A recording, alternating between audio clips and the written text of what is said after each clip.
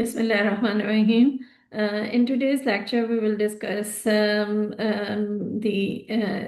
classification scheme of antibiotics.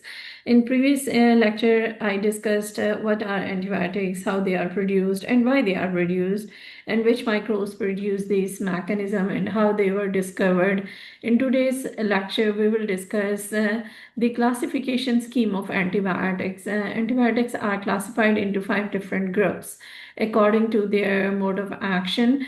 The first group is the cell wall synthesis inhibitor. A cell wall synthesis inhibitor is a very large group, and you can say this is the most diversified and the safest of the antibiotic that are in common use. Why they are safest? Because cell wall synthesis inhibitor, they target the cell wall of bacteria. Now the cell wall of bacteria is very unique to prokaryotes only. They target peptidoglycan, and peptidoglycan is not found elsewhere except in bacteria. So because these antibiotic they target the cell wall, so these are highly specific. When we say specific means it means these antibiotic have the potential to kill only the bacterial cell, and they can't kill, or they can't harm the human cells, because cell wall is not found in the eukaryotes.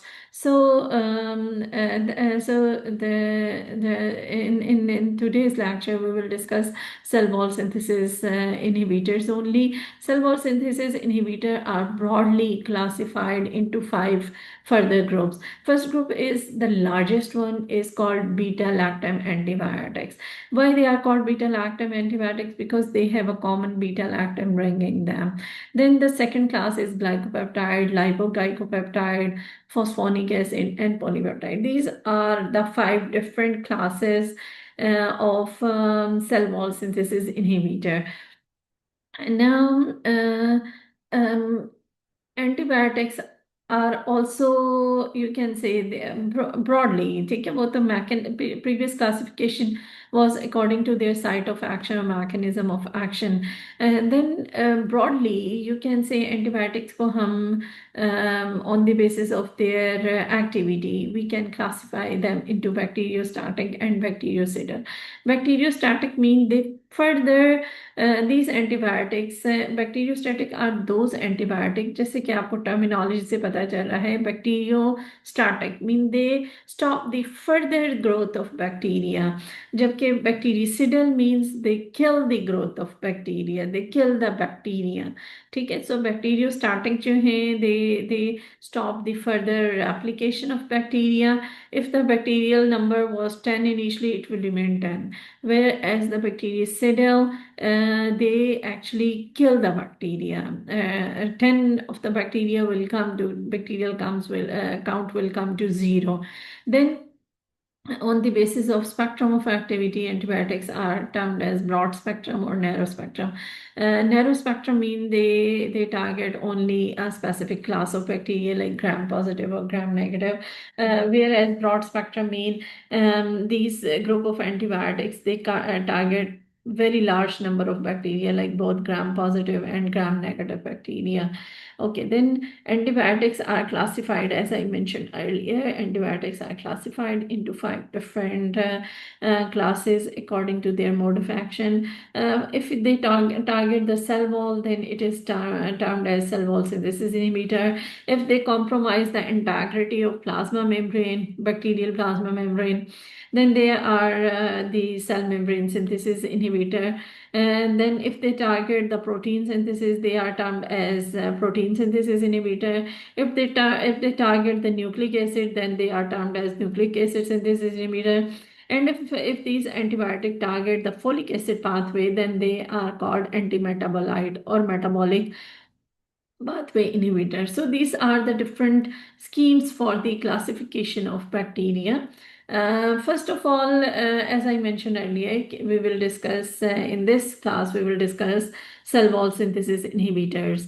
Now, cell wall synthesis inhibitor, they are highly specific because human cell or all the eukaryotes, all other cells, they lack typical peptidoglycan cell wall in them. So this category of bacteria is highly specific to prokaryotes only. So the side effects to human cells are minimum. Okay, and then as I mentioned before, cell wall synthesis inhibitor are broadly classified into five different categories according to their chemical structure.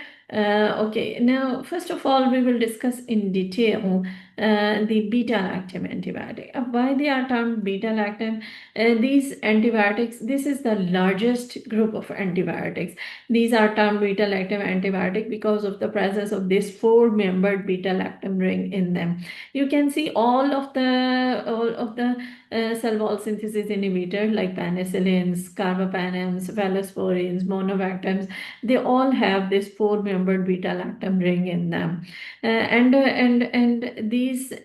this group of antibiotic is termed as beta-lactam antibiotic because of the presence of this beta-lactam ring. And now beta-lactam antibiotics is a very broad group, very vast category of antibiotic. It includes penicillins. Now you can classify them into four broad categories: penicillin, cephalosporins, carbapenems, and monobactam. Now penicillins, the examples of penicillin group of antibiotic is like penicillin G, amoxicillin, and piperacillin. Whereas cephalosporins, they are further categorized into different generation: first generation, second, third, fourth, and fifth. And usually this classification or generational classification is based upon their spectrum of activity. As the generation advances, the spectrum of activity also enhances. First generation cephalosporin has a narrow spectrum, then second generation has a comparatively broader spectrum, and likewise as the generation exceeds, the spectrum of activity also enhances. Then third group of beta-lactam antibiotic, it include carbapenems. These are the, you can say, most widely used antibiotics nowadays. It include imipenem and meropenem. Then comes the monobactam, for example, aztreonam. So I'm again repeating it. Beta-lactam antibiotics are termed as beta-lactam because of the presence of the four-member beta-lactam ring in them. They are then divided into four different groups as penicillin, cephalosporin, carbapenems, and monobactam. Okay, so this is the classification of beta-lactam antibiotics. Now to understand the detailed mechanism of action of these antibiotics, it is essential, it is pivotal to understand the structure of bacterial cell wall. Okay, as you know, gram-positive and gram-negative bacteria are classified into two groups or two categories based upon difference in their cell wall structure. Gram positive, they are termed as gram positive or gram negative because of the because the gram positive are stained purple with after gram staining, whereas gram negative, they are stained red after gram staining. Now why gram positive are stained purple? Because if you understand the gram staining mechanism, then you know first we add primary stain, which is crystal violet. Now gram positive, because they have, you can see, they have thick peptidoglycan layer, and this cell membrane, internal cell membrane, is same in both gram positive and gram negative. Whereas gram positive, they have a thick peptidoglycan layer and there is no outer membrane. Whereas in case of gram negative, you can see there is an internal cell membrane, and then there is a thin peptidoglycan layer, and then there is an outer membrane as well. So gram negative cell wall is very complex as compared to gram positive cell wall. Now in gram staining, First we add primary stain, which is crystal violet, because in case of gram positive, because there is a thick peptidoglycan layer, so once the primary stain is penetrated into the cell, it can't ooze out. It can't come out of the cell because of the thick peptidoglycan layer. Whereas in case of gram negative, the primary stain, it once it got penetrated, it can easily come out of the cell, because here in gram negative there is a thin peptidoglycan layer, and because because afterwards we add decolorizer. So decolorizer, it basically dissolves the outer membrane, so the primary stain comes out very quickly. Then we if and when in secondary step we add secondary antibiotic, that is safranin. So because the gram positive have already imbibed the primary stain, so they are not stained with the counter stain. Whereas in gram negative, because the primary stain was oozed out, so they are stained with the secondary stain, which is safranin. That's why they appear red. Whereas gram positive, they appear purple in microscopy. So that's so the difference in staining, or difference in the color of gram staining, is because of the structural differences of gram positive and gram negative bacteria, and because of this staining procedure, we classify them into two broader categories. So that's what the cell envelope of gram positive and gram negative bacteria is. So gram negative bacterial envelope is more complex as compared to the outer envelope of gram positive bacteria. Okay, so if we dive deep into the internal structure of cell wall, so which is made up of peptidoglycan. Peptidoglycan क्या होता है, उसकी composition क्या होती है? So I have tried to explain the structure of peptidoglycan here. Peptidoglycan, basically it is made up of these are glycan chains or sugar polysaccharide chain. ठीक है, ये glycan chain है. These glycan chain are made up of alternating unit of NAM and NAG. NAM is N-acetylmuramic acid and NAG is N-acetylglutamic acid. NAM is N-acetylmuramic acid, and then NAG is N-acetylglutamic acid. So you can see these are NAM, NAG, NAM, NAG, NAM, NAG. Likewise here, this is NAG, then NAM. So it's like a brick. It's like a chain. So these are the two chains of peptidoglycan or glycan chains, and then NAM has attached a peptide chain with it. ठीक है, so these peptides are made up of L-alanine, D-glutamic acid, L-lysine, and D-alanine. So now you understand the chemistry of peptidoglycan. That is, they have a glycan chain, and then with N-acetylmuramic acid is attached. You can say four peptide four peptides are attached to NAM via peptide. Okay, so four peptides are attached to NAM, and these NAM and NAG or glycan chain is attached to each other via beta 1,4 glycosidic bonds. So this is the primary structure of primary composition of peptidoglycan, NAM and NAG, and NAM has 4 to 5 polypeptides attached to it. And now these these polypeptides of one chain are attached to the polypeptide chain of another chain via peptide linkages. You can see, okay, this is these are the peptide chain, and this is the peptide chain of another chain, and these two peptides are bridged together via peptide bridges, And there is an enzyme called penicillin binding protein, which is responsible for this transpeptidation, or carrying out the peptide linkages between these two chains. So the name of this enzyme, which is responsible for this transpeptidation, is penicillin binding protein. So I'm again repeating it. Peptidoglycan is made up of NAM and NAG. These are the sugar residues or glycan. And they are alternate to each other. NAG, NAM, NAG, NAM, and thus they form the glycan chain. So in these glycan chains, NAM has attached four peptide residues, and the peptide residues of one chain are attached to the peptide residues of the other chain via peptide bridges. And the enzyme which is responsible for this bridging is called penicillin binding protein. So that's the whole, you can say, structure of peptidoglycan.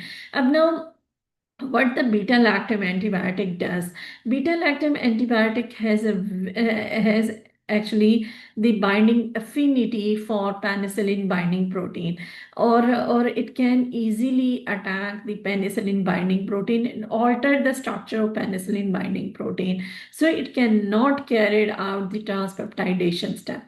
So you understand it very well. Okay, because penicillin, as I mentioned, penicillin binding protein has a very important role in carrying out the transpeptidation step. So when beta lactam antibiotic will occupy the penicillin binding protein, so it will not carry it will lose its ability to form the peptide bridges between the two peptide chain. So as a result, the cell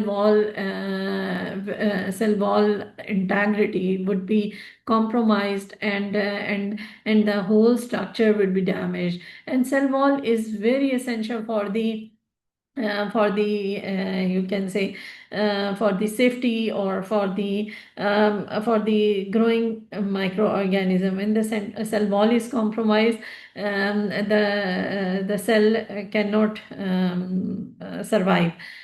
So that's why the cell wall synthesis inhibitor, they have a bactericidal effect. But the important thing is that cell wall synthesis inhibitor only target the actively growing cell. Because देखिए, आपको समझ आ रही है ना कि पहले कि cell wall बन रही है. The cell wall is manufactured during active replication of bacteria. ठीक है. So and penicillin binding protein is required for transpeptidation step, and beta lactam, it binds to penicillin binding protein, and so it cannot aid in the formation of cell wall. So that's why beta lactam antibiotics, they have bactericidal effect. Okay, so that was about the mechanism of action of antibiotic.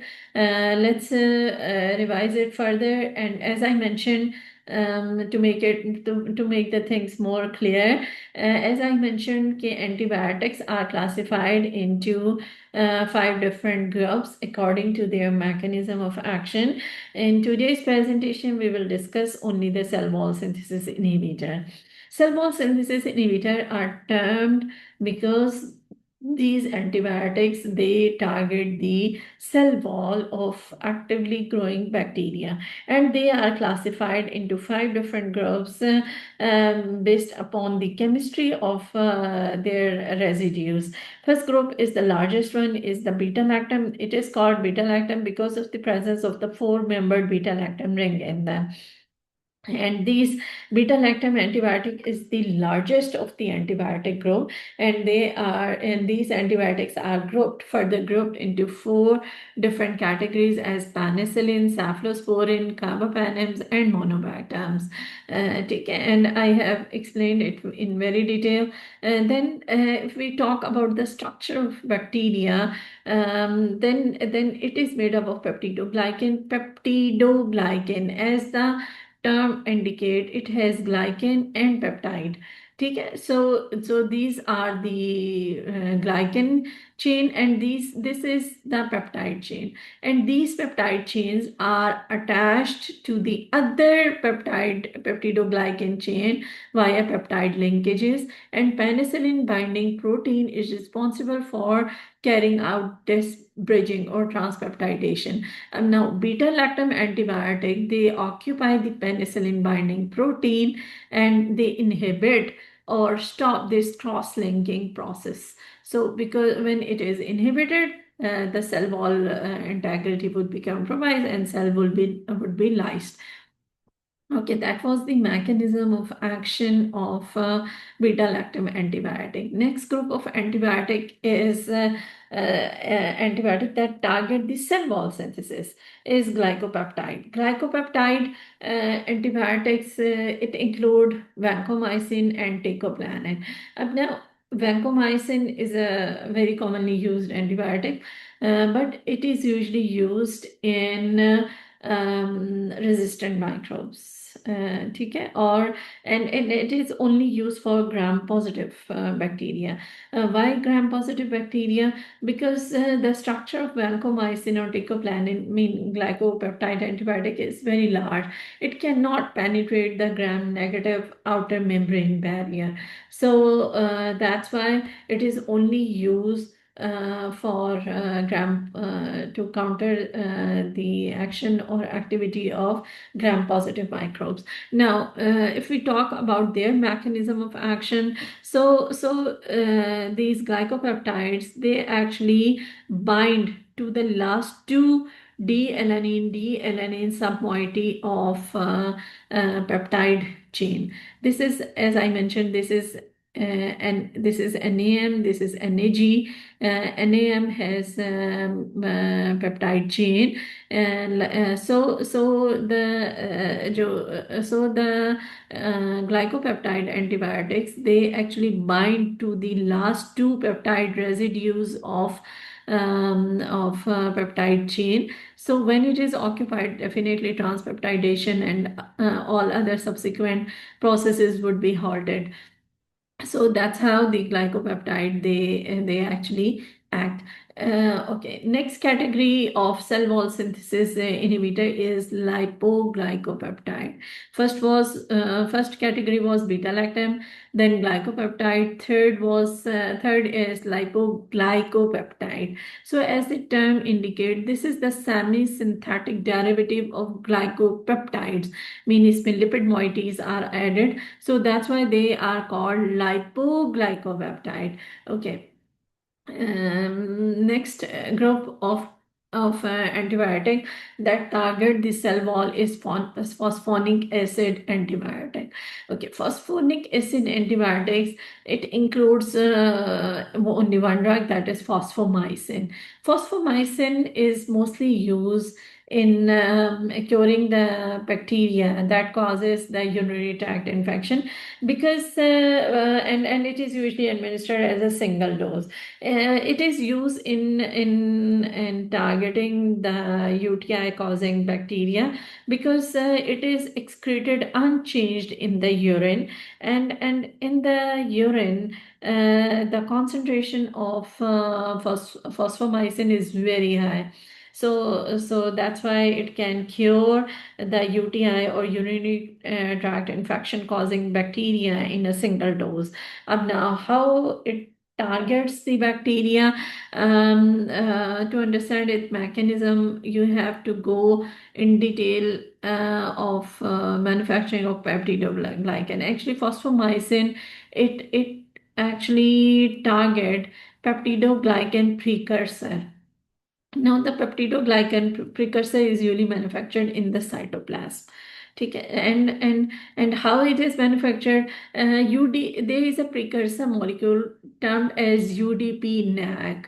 Now UDP-NAG is converted into UDP-NAM. Sorry, this is the NAM, not NAG, with the help of an enzyme termed MER-A. MER-A actually it removes phosphate from phosphoenol pyruvate, and it converts UDP NAG into UDP NAM. And UDP NAM is then transported from the cytoplasm to the cell, to the growing peptidoglycan chain. So basically phosphomycin, what it does, phosphomycin, it binds to MER-A, and MER-A, as I mentioned, it is the enzyme that catalyzes the conversion of UDP NAG into UDP NAM, and then UDP NAM is transported to the growing peptidoglycan chain. And when this process is halted, this is the precursor of peptidoglycan. When this process is halted, because phosphomycin, it binds to the MER-A, so the precursor can't penetrate, can't go outside to the growing peptidoglycan chain, and the cell would be lysed. So that's how that's how the phosphomycin, it acts and kill the bacteria. So this was the fourth category of cell wall synthesis inhibitor. First one was beta lactam. As I mentioned, beta lactam, it actually halt the transpeptidation of, and it actually binds to the penicillin binding protein, and that's why it halts the transpeptidation step. Then next we studied glycopeptide like vancomycin. It binds to the peptide terminal of peptide chain of peptidoglycan, and so transpeptidation would be halted, and the cell wall wouldn't be synthesized. Then in phosphonic acid, I mentioned that phosphomycin, it binds to MER-A, which is the enzyme that categorizes the conversion of UDP NAG into UDP NAM, and which serve as the precursor of peptidoglycan. So the initial stages of cytoplasmic stages of peptidoglycan synthesis would be halted by phosphomycin, and but phosphomycin is used in gram-negative bacteria only, and usually for curing UTI, and it is administered as a single dose. Okay, then the last category of cell wall synthesis inhibitor is polypeptide antibiotics. Okay, now polypeptide antibiotic, it includes bacitracin. It is usually administered as a topical antibiotic. आमतौर पे ये जो it is administered in the form of powder or creams. ठीक है, so it is usually administered as a topical, means only it is applied to the skin. ठीक है, अब now how bacitracin, it kills the bacteria. It actually binds to bactoprenol, which acts as a carrier molecule. Bactoprenol, it actually is involved in the transport of peptidoglycan precursor across the membrane, and when and actually these and then bactoprenol, it actually transport the peptidoglycan residue across the membrane, and then it is recycled, it comes back into the cytoplasm. अब now bacitracin क्या करता है कि it binds to the bactoprenol and और उसकी recycling को prevent कर देता है. सो वो बाहर तो आ जाता है, लेकिन दोबारा अंदर नहीं जा सकता है to carry an other peptidoglycan molecule. So that's how the entire process would get stopped. So that's all about cell wall synthesis inhibitor. I tried कि आपको बहुत सिंपल तरीके से और फिसाइल वे में समझाया जाए कि how this the most important category of antibiotic work and what are the different mechanism of action of these antibiotic. I hope कि आपको अंडरस्टैंड कर लिया होगा आपने. अगर इसमें कोई भी कंफ्यूजन हो तो you can contact and we will further inshallah explain it in detail. So that's all for today.